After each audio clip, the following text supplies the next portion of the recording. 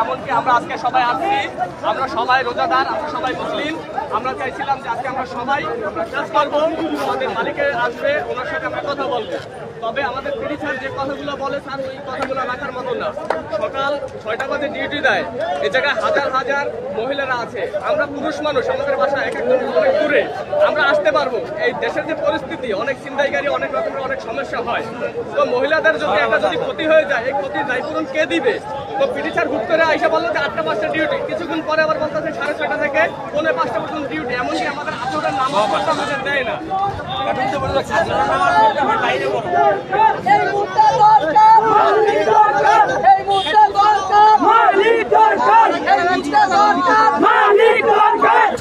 হাজার হাজার কোটি টাকা লুটপাট করে খাইছে আমাদের শ্রমিকদের। ঈদ বোনাস ঠিকানা দেয় না, হাজিরা বোনাস দেয় না, বেসিক দেয় না, বাৎসরিক টাকা দেয় না, এবং সে কথা